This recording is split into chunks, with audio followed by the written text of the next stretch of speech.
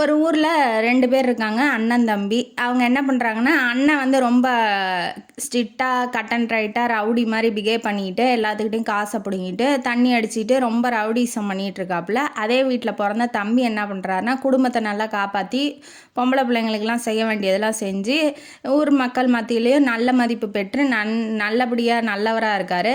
ஊர் மக்களுக்கே ஆச்சரியம், என்னடா இது அண்ணன் இப்படி இருக்கான் ரவுடி மாதிரி, தம்பி ரொம்ப நல்லவனாக இருக்கானே, ஒரே வீட்டில் பிறந்து ஒரே சூழ்நிலையில் இருந்து வந்து இப்படி எப்படி இருக்காங்க அப்படின்னு சொல்லி ஆச்சரியமாக கேட்குறாங்க. ஒரு நாள் என்ன பண்ணுறாரு, ஒருத்தர் கூப்பிட்டு வச்சு, எப்படிப்பா நீ இப்படி இருக்கா கெட்டவனா, அவன் எப்படிப்பா நல்லவனாக இருக்கான், இது 2 பேத்துக்கும் யாருப்பா காரணம், ஏதாவது பின்னாடி ஏதாவது கதை எது இருக்கா சொல்லுங்கப்பா அப்படின்னு சொல்லி கேட்கும் போது 2 பேரும் சொல்ல ஆரம்பிக்கிறாங்க. 2 பேருமே என்ன சொல்கிறாங்க அப்படின்னா, எங்கள் அப்பா தான் எனக்கு காரணம்னு கெட்டவனு சொல்கிறான். அந்த நல்ல பையனும் என்ன சொல்கிறான், அதே தான் சொல்கிறான். அண்ணன் அதே சொல்கிறான், தம்பியும் அதே சொல்கிறான், எங்கள் அப்பா தான் காரணம் அப்படின்ட்டு. நீ உன் கதையை சொல்லுப்பாங்கும் போது, எங்கள் அப்பா பொழுதுனையும் குடிப்பார், எங்கள் அம்மாவை போட்டு அடிப்பார், வீட்டுக்கு எதுவுமே செய்ய மாட்டார். அவரோட பையன் எப்படி இருப்பேன், நானும் அப்படி தான் குடிச்சிட்டு இந்த மாதிரி ரவுடி தான் பண்ண முடியும், ரவுடிசம் பண்ணிகிட்டு இருக்க முடியும் அப்படின்னு சொல்லி சொல்கிறான்.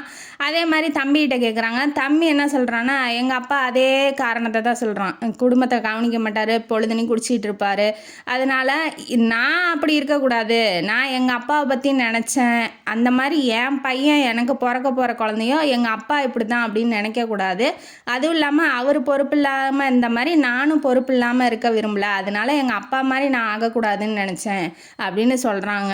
இந்த கதையிலேருந்து நமக்கு என்ன தெரியுது அப்படின்னா, நம்ம பார்க்குற பார்வையில் தான் பாசிட்டிவோ நெகட்டிவோ நமக்கு கிடைக்கும். அண்ணன் கெட்டதை மட்டுமே பார்த்துருக்கான், அதனால் அவனுக்கு கெட்ட விஷயங்கள் மட்டுமே அவன் மனசில் பதிஞ்சு அவனோட வாழ்க்கை திசை திரும்பிடுச்சு. ஆனால் நல்ல விஷயமா நல்லதாக நம்ம இந்தமேட்டு இதை பண்ணக்கூடாது அப்படின்னு சொல்லி தம்பி பார்த்துருக்கான், பாசிட்டிவாக எடுத்திருக்கான், அதனால் அவன் வாழ்க்கை பாசிட்டிவாக ஆயிடுச்சு. அதே மாதிரி தான் வாழ்க்கையில் நமக்கு இவ்வளோ கஷ்டம் வருது, இவ்வளோ துன்பம் வருது, இவ்வளோ துயரம் வருது, ஐயோ நம்ம என்ன ஆகும் ஏதாகும் அப்படின்னு சொல்லி நினைக்காம, அந்த துன்பம் எதனால் வருது, அப்போ பின்னாடி பெரிய துன்பம் வரப்போது, அதுக்கு பதிலாக கடவுளை ஒரு சின்ன துன்பத்தை கொடுத்துட்டான் அப்படின்னு சொல்லி பாசிட்டிவாக நினச்சி வாழ்க்கையை வாழ ஆரம்பிங்க. எப்போதுமே எதிர்மறை எண்ணங்களை தவிர்த்துட்டு நேர்மறையாக யோசிங்க, வாழ்க்கையும் பாசிட்டிவாக அமையும், நேர்மறையாகவே அமையும் அப்படிங்கிறது இந்த கதையோட கருத்து. இந்த கதையும் காணொலியும் உங்களுக்கு பிடிச்சிருந்தா லைக் பண்ணுங்கள், ஷேர் பண்ணுங்கள், சப்ஸ்கிரைப் பண்ணுங்கள், கமெண்ட் பாக்ஸில் கமெண்ட் பண்ணுங்கள். நன்றி மக்களே.